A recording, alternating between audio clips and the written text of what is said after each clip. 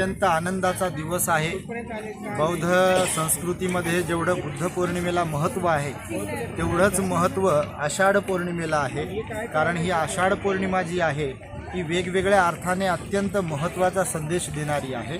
2500 वर्षांपूर्वी जेव्हा सिद्धार्थ गौतम बोधिसत्व वैशाख पौर्णिमेला बुद्धगया येथे बोधिज्ञान प्राप्त करतात, दुःखमुक्तीचं ते ज्ञान वितरित करण्यासाठी म्हणजे त्या ज्ञानावर प्रकाश टाकण्यासाठी, अर्थातच त्या ज्ञानाचा पहिला उपदेश देण्यासाठी म्हणून आजची पौर्णिमा त्या भगवान बुद्धांनी निवडलेली होती। आजच्या पौर्णिमेला ऋषीपतन मृगदाय वन सारनाथ, ज्याला बनारस वाराणसी म्हणतात, तिथे भगवान बुद्धांनी पहिला उपदेश केलेला होता।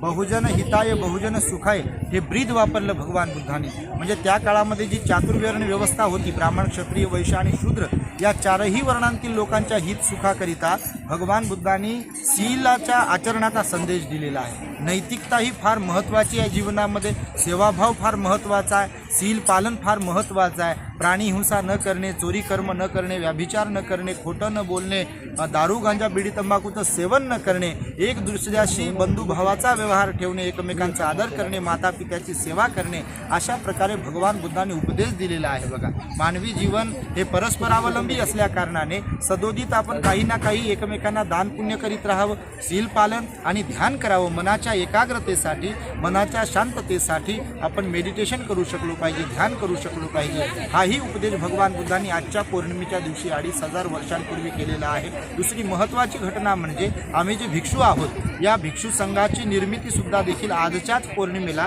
भगवान बुद्धांनी केलेली आहे आणि त्यांना चरत भिक्खवे चारिकं बहुजन हिताय बहुजन सुखाय अशा प्रकारचा एक संदेश दिलेला आहे। लोकांवर अनुकंपा करा आणि लोकांना धम्माचा उपदेश करा आणि त्यामुळे ही सदोदित परंपरा चालत आलेली आहे वर्षावासाची। आजपासून वर्षावासाला प्रारंभ होत आहे आणि त्यामुळे 3 वर्षाचा वर्षावास असणार आहे। आषाढ पौर्णिमेपासून म्हणजे आजच्या पौर्णिमेपासून येणाऱ्या आश्विन पौर्णिमेपर्यंत म्हणजे 26 ऑक्टोबर 2026ला वर्षावासाचा समापन होईल। अशा प्रकारचा कार्यक्रम आहे। सकाळपासून काय काय सकाळपासून इथे बघा, विशेषत्वाने जर सांगायचं झालं तर अनेक म्हणजे 10-11 डॉक्टर्सची टीम इथे आलेली आहे। आपण इथल्या संपूर्ण परिसरातील आणि इथे कार्यक्रमाला येणाऱ्या नागरिकांसाठी मोफत आरोग्य शिबिराचं आयोजन केलेलं होतं। त्यानंतर भोजनदान होतं, भिक्षू संघ भिक्षुणी संघाचं भोजनदान होतं, श्रामणेरांचं आणि उपासक उपासिकांचंही भोजनदान होतं।